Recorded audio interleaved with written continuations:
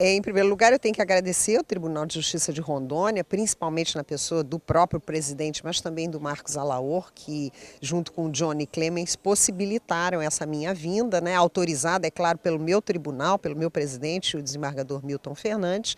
E, em segundo lugar, dizer para você que nos últimos 15 anos eu tenho trabalhado exatamente com essa nova ferramenta de acesso à justiça, que é a justiça itinerante, que, como todos sabem, na verdade tem berço constitucional, né? Tá lá na Constituição, é fruto da reforma do Judiciário de 2004, a emenda constitucional 45, e na verdade o que a gente vê? Que cada estado que tem um judiciário mais sensível e com populações diferenciadas, como é o caso específico de Rondônia, com as populações ribeirinhas, né? Porque a maior parte das populações de vocês, na verdade, moram à beira do rio. E a gente percebe que essas pessoas não chegam a Porto Velho, onde está a estrutura clássica do Poder Judiciário, os Palácios da Justiça, os fóruns regionais, os postos de atendimento. Lá no Rio de Janeiro, a gente tem uma estrutura um pouquinho diferente, porque a gente não trabalha com barcos, a gente trabalha com ônibus e a gente entra nas favelas, onde justamente a necessidade de acesso à justiça e a distância dos operadores do direito é exatamente igual a essa que a gente tem aqui. Então, os conflitos humanos também são os mesmos? Os conflitos são dos homens e das mulheres, dos brasileiros, principalmente essa coisa da busca do fortalecimento da cidadania, a falta de documentação, os documentos errados, né, oriundos de uma certidão de nascimento que às vezes foi tirada errada e que gerou uma cadeia de equívocos, né, a transformação das uniões estáveis em casamento, que é justamente um dos grandes trabalhos que as justiças itinerantes fazem, né, como hoje já fizemos dois casamentos aqui, dispensando os proclamas e reconhecendo que aquele casal já está vivendo junto também por desiderato constitucional que diz o Estado facilitará a transformação da união estável em casamento. Depois, todos esses pequenos conflitos que integram a jurisdição nos juizados especiais cíveis, né? Ontem, a cobrança de uma dívida oriunda do furto de um boi, que depois foi esquartejado e levado para o açougue e vendido, nós fizemos um acordo. Hoje também uma cobrança de dívida oriunda de uma venda de uma posse.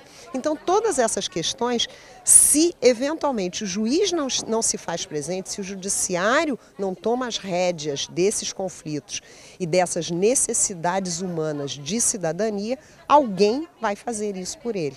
E aí nós perdemos o nosso status de poder republicano. Então, na verdade, é importante essa experiência e, mais do que essa experiência, é muito gratificante ver juízes como o juiz Amaury Lemens, que é quem está nos acompanhando nessa jornada fluvial, a sensibilidade, a sabedoria de, às vezes, pôr de lado um formalismo que não tem razão de ser, né, em prol da resolução da questão material, da dor, né, das dificuldades dessa população ribeirinha. Então está sendo uma experiência ímpar, não vou esquecê-la jamais. Outra questão também, muita gente fala em números. Vale a pena o judiciário investir se os números não são tão expressivos? Aí eu jogo a pergunta para a senhora. Sim, é interessante essa pergunta porque, na verdade, a ideia de que só os números são relevantes acaba, na verdade, por afastar a questão do fortalecimento da cidadania. Porque só você dar informação correta, às vezes nem fazer um atendimento, mas a pessoa vem e obtém de você, judiciário, uma informação correta. Só isso já é um atendimento, só que para nós esse atendimento não entra na estatística, porque nós estamos muito acostumados a somente tabelar decisões interlocutórias, sentenças ou acórdãos. Então, na verdade, quando a Constituição cria um novo mecanismo de acesso à justiça, quando a gente faz uma jornada fluvial, uma itinerância de ônibus ou em outros lugares faz até usando outros meios de transporte, a gente tem que, na verdade, mudar todo o planejamento administrativo estratégico. A gente tem que mudar os critérios de avaliação, né?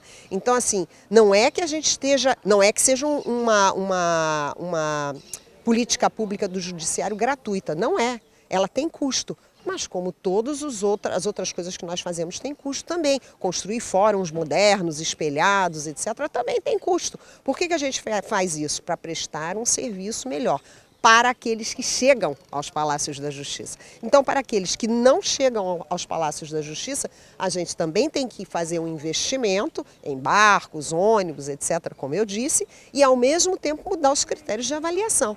Né? Porque assim como o doutor Amaury está mudando em alguns momentos os critérios de formalidades que a lei exige, a administração dos tribunais tem que mudar os critérios de avaliação. Né? Porque às vezes vale mais a pena você ter atendido 2 pessoas e a elas entregue a certidão de nascimento que nunca tiveram, ou transformado uma união estável em casamento e assim regularizando todos os direitos da prole e os direitos que esse casal vai ter e o status deles na comunidade, do que o que não é, em tese, nossa função. Né? Mas vale mais a pena fazer isso a nível de cidadania do que efetivamente ter uma ação distribuída que eventualmente nem sentença vai dar, ou se der em sentença, é uma sentença de extinção sem mérito. Então você tabula uma sentença de extinção sem mérito dentro dos registros estatísticos e deixa de fora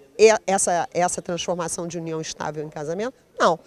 Todas as coisas têm idêntico valor quando você fala acesso à justiça.